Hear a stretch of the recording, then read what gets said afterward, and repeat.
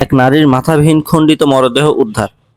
হাবিবুরের ক্যামেরায় মোহাম্মদ জাহিদ ইসলামের প্রতিবেদনে থাকছে বিস্তারিত।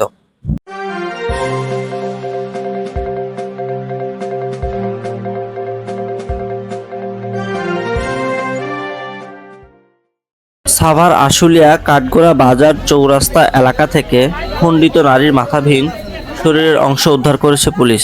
বৃহস্পতিবার সন্ধ্যা 6টা 30 মিনিটে কাঠগোড়া বাজার চৌরাস্তা কাপড় ব্যবসায়ী জমির উদ্দিনের দোকানের সামনে চৌকির উপরে কে বা কারা দুই খণ্ডিত মাথাবিহীন শরীরের কার্টুন রেখে যায়। দুই খণ্ডিত মাথার খোঁজ করছেন পুলিশ। মরদেহে মাথা না থাকায় পরিচয়টি শনাক্ত করা যায়নি বলে জানিয়েছেন পুলিশ। তবে নিহতের দেহের মাথা শনাক্ত করার চেষ্টা চলছে। দোকানের মালিক জমির উদ্দিন বলেন, আমি সকালে দোকান বন্ধ করে কাপড় কেনার উদ্দেশ্যে যাই, কিন্তু বিকেলে দোকান খুলতে এসে দেখি দোকানের সামনে দুটি কার্টুন পড়ে আছে ঘটনাস্থলে।